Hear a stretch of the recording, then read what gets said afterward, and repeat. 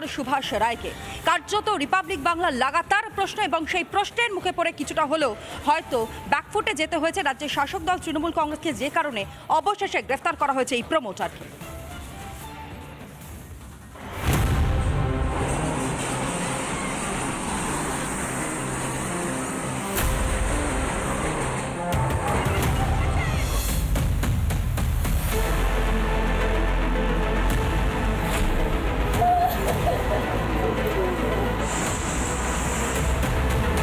এটা আমাদের নয়, এই পাপের বোঝাটা আমরা বামফ্রন্ট সরকারের সময় থেকে আমরা বলছি।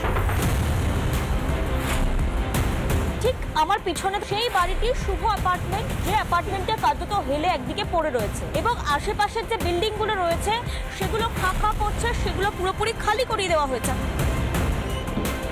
এই যে বাড়িটা রয়েছে যদি কোনোভাবে ধূলিসাৎ হয়ে যায় তার ফলে আশেপাশের কাঁচা যে বাড়িগুলো রয়েছে সেগুলো ড্যামেজ হওয়ার একটা বড়সড় চান্সেস থেকে থাকে।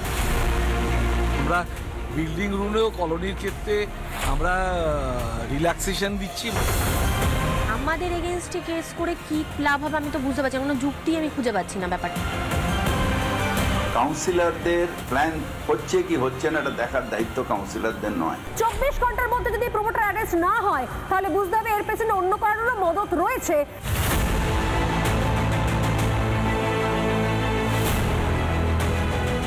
48 ঘন্টা ধরে রিপাবলিক বাংলার লাগাতার কভারেজের জের অবশেষে চাপে পড়ে বাঘাযতীনে বহুতল ভেঙে পড়ার নেপথ্যে থাকা প্রমোটার সুভাষ রায়কে গ্রেফতার করল পুলিশ। বকখালির একটি রিসর্ট থেকে ধরা পড়ল প্রমোটার। বাঘাযতীন কাণ্ডে, বাঘাযতীন বিল্ডিং ভেঙে পড়া কাণ্ডে সুভাষ রায় গ্রেফতার, প্রমোটার গ্রেফতার। যে প্রমোটার এই বিল্ডিংটি তৈরি করেছিলেন এবং পাশাপাশি যার নেতৃত্বে এই বাড়ি লিফটিং এর কাজ চলছিল এবং হুড়মুড়িয়ে ভেঙে পড়ে। এদিন ক্ষতিগ্রস্ত পরিবারগুলির সঙ্গে দেখা করতে বাঘাযতীন গিয়েছিলেন কলকাতার মেয়র ফেরহাদ হাকিম। সঙ্গে ছিলেন যাদবপুরের বিধায়ক দেবব্রত মজুমদার ও কাউন্সিলর মিতালি ব্যানার্জিও। মেয়রের সামনে হাত জোর করে আকুতি ক্ষতিগ্রস্ত বাড়ির বাসিন্দাদের।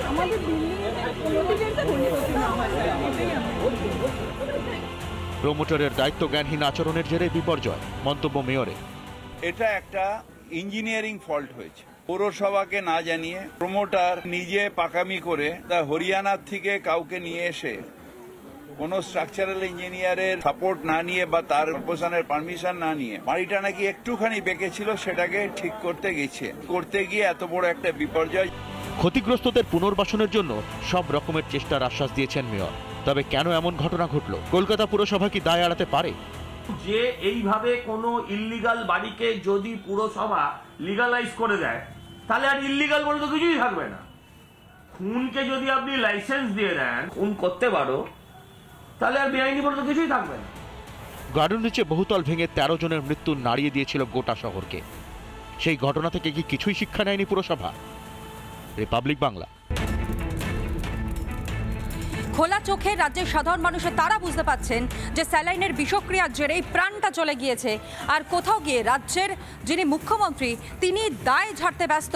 অন্যদিকে তিনি অন্য কাহিনী খুঁজে পাচ্ছেন এর মধ্যে, যেখানে তিনি স্পষ্টত বলছেন যে এই স্যালাইন অনেক রাজ্যেই চলছে আর এর মধ্যে অন্য কোনো কাহিনী থাকতে পারে, যে কারণে আমরা পুনরায় পরীক্ষা করব, মন্তব্য করেছেন মুখ্যমন্ত্রী মমতা বন্দ্যোপাধ্যায়। শুনুন। এই যে স্যালাইনের কথা আপনারা বলছেন, অনেক স্টেটে এখনো চলছে, খোঁজ নিন, তারা কিন্তু এটা ব্যবহার করছে। এর মধ্যে অন্য কোনো কাহিনী থাকতে পারে, আমি এর মধ্যে যাব না, আমরা বন্ধ করে দিয়েছি। আমরা ভালো করে এটাকে রিটেস্ট করব, তাই তো রিটেস্ট করব, আর যদি অল্টারনেটিভ ভালো কিছু অ্যাভেলেবেল হয় সেটাকে দেখতে বলবো। মানুষের প্রাণ চলে যাচ্ছে, অন্যদিকে চক্রান্তের গন্ধ পাচ্ছেন মুখ্যমন্ত্রী মমতা বন্দ্যোপাধ্যায়। শুভেন্দু অধিকারী রাজ্যের বিরোধী দলনেতার বক্তব্য শুনুন। আমি তো এখান থেকে বলেছি যে আপনারা অবিলম্বে ওই ফ্যামিলিগুলোর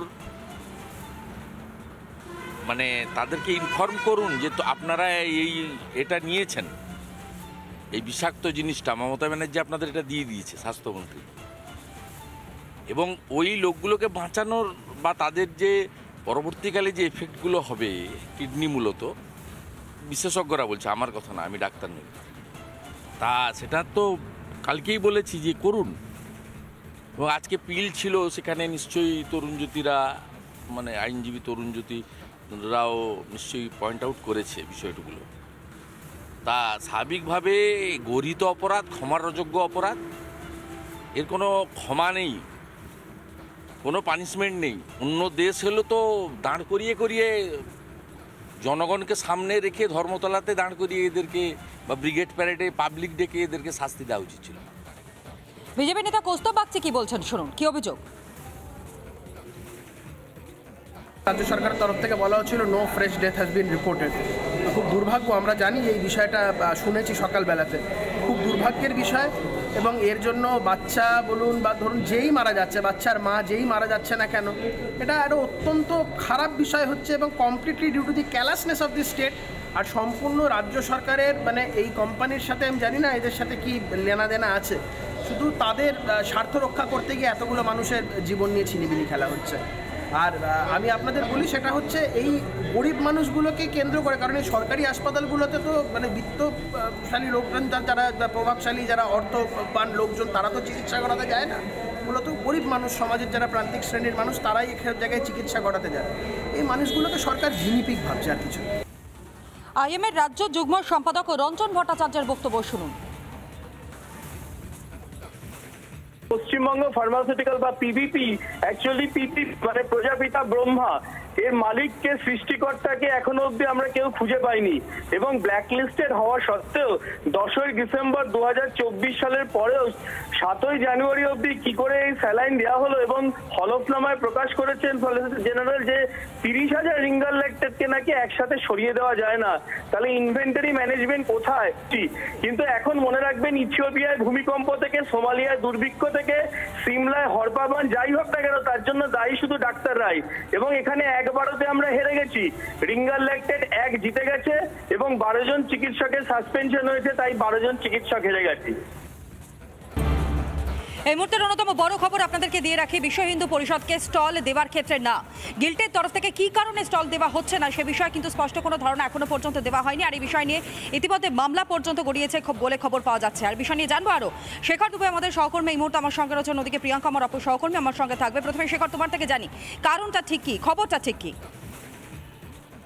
একদমই তনয়া, দেখো কারণটা কি ঠিক সেটা নিয়ে স্পষ্ট করার জন্য বিশ্ব হিন্দু পরিষদ বারবার আবেদন করেছে গিল্ডের কাছে, এবং বিশ্ব হিন্দু পরিষদের তরফে মুখ্য সচিবকে চিঠি করা হয়েছে, নবান্নে চিঠি পাঠানো হয়েছে যে কেন তাদের এবারের বইমেলাতে স্টল দেওয়া হচ্ছে না। যেখানে গতবার বিশ্ব হিন্দু পরিষদের স্টল ছিল এবং প্রতিবারই বিশ্ব হিন্দু বার্তার স্টল থাকে বইমেলাতে, এবং সেখানে কিন্তু কয়েক লক্ষ টাকার বই বিক্রি হয়। তারপরও এবারে সমস্ত গাইডলাইন ফলো করার পরও, সময় মতো আবেদন করার পরও কেন স্টল পাচ্ছে না বিশ্ব হিন্দু পরিষদ, তার জন্যই কিন্তু চিঠি করা হয়েছে নবান্নে, এবং মুখ্য সচিবকে চিঠি করে বিষয়টি জানতে চাওয়া হয়েছে।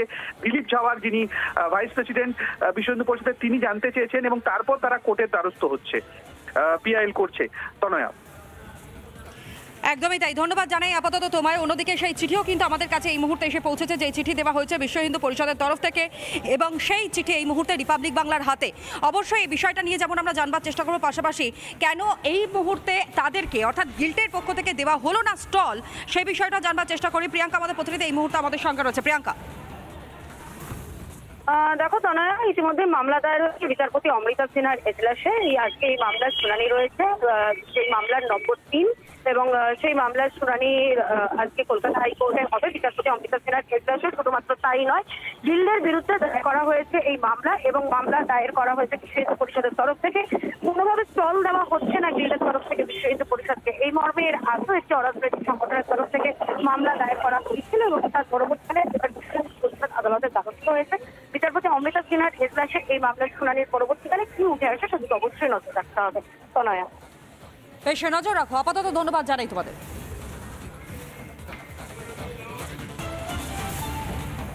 নানা ধরনের কন্টেন্ট দেখার জন্য লাইক করুন, শেয়ার করুন আমাদের ফেসবুক পেজ, সাবস্ক্রাইব করুন আমাদের ইউটিউব চ্যানেল।